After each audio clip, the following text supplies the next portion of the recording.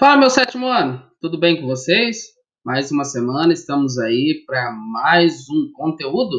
Hoje nós vamos estudar o capítulo 9, capítulo que vai falar um pouquinho dos nossos ancestrais, né?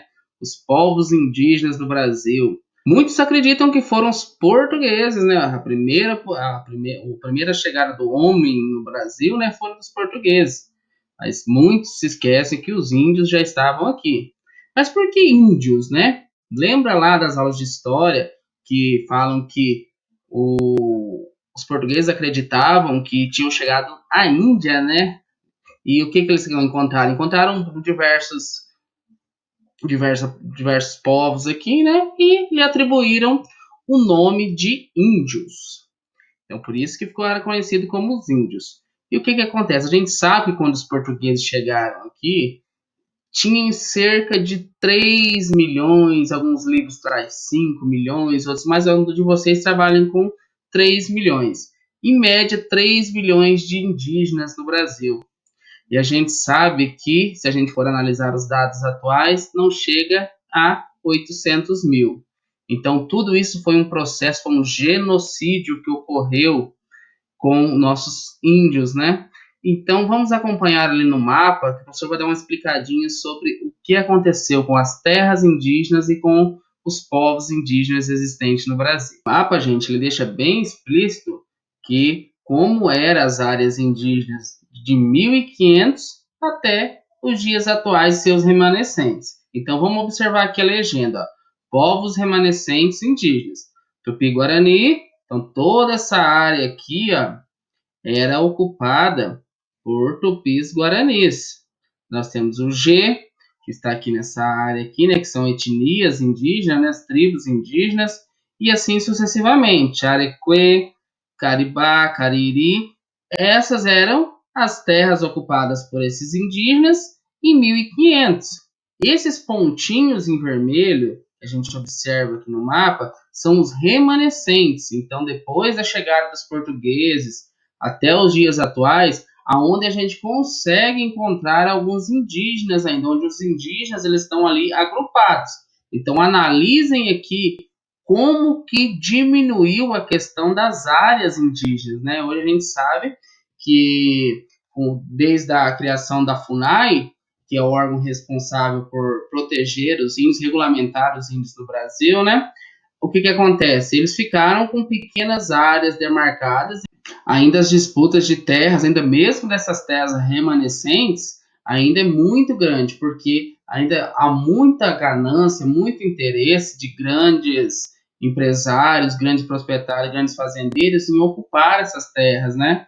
Então, ainda existe a chance dessas terras remanescentes ainda ficarem menores ainda. Conforme eu havia falado para vocês, a população indígena, antes da chegada dos portugueses, né, era de cerca de 3 milhões. Muitos falam 3, 4, 5, 8, mas o livro de vocês traz a cerca de 3 milhões. 2 milhões no litoral, né, e 1 milhão no interior. Então, a gente sabe que com a chegada dos portugueses, o que aconteceu? Começou a acontecer o genocídio. Primeiramente, foi a questão da doença. Os portugueses eles chegaram com diversas doenças, malária, outras doenças, e os índios eles não tinham anticorpos, né, para combater essas doenças. Então, primeiramente, foi essa questão que matou muito índio na época da colonização brasileira.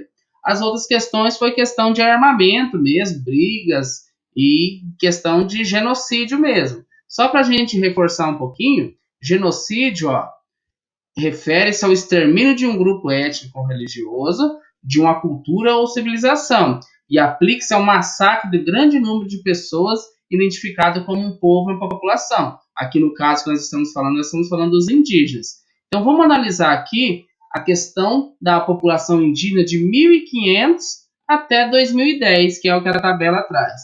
Ó, em 1500, a população indígena litorânea, né, era de 2 milhões e a população indígena do interior era de 1 milhão.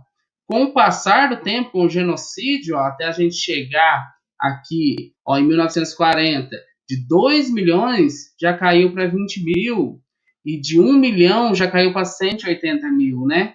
Então o extermínio foi um genocídio extremamente, quase dizimou a população indígena, né? Levando sempre os interesses econômicos em primeiro lugar, né?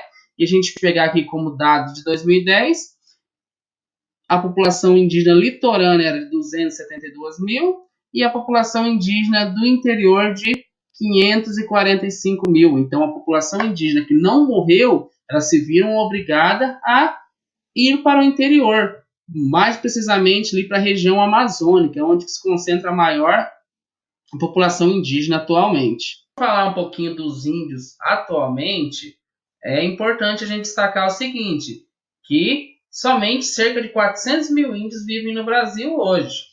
Muitas das tribos influenciadas pelas culturas dos brancos, né, perderam muito dos seus traços culturais. E é muito comum encontrar em tribos indígenas atuais, índios falando em português, vestindo roupas e até mesmo usando celulares, usando aparelhos eletrônicos. Esses índios, ao entrar em contato com os brancos, além deles perderem seus aspectos culturais, e encontraram muitas doenças e morreram. A contaminação de rios, principalmente por mercúrio vindo dos garimpos, né, tem levado doenças para os índios através do seu principal alimento, que é o peixe.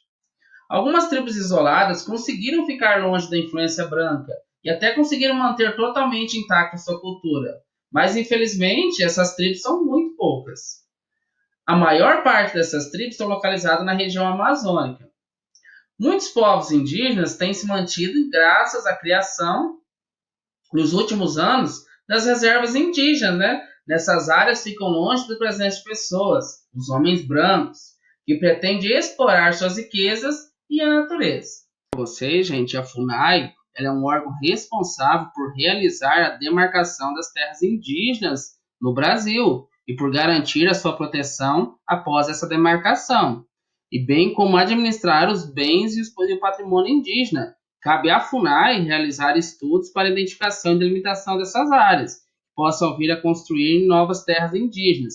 Então, a FUNAI ela é o principal órgão federal que ainda tenta manter essas tribos indígenas meio que intactas, né? Então, gente, basicamente esse conteúdo ele fala sobre isso e o professor vai estar disponibilizando uns exercícios para vocês fazerem no livro e aqueles 4 que vocês devem encaminhar via e-mail para a escola.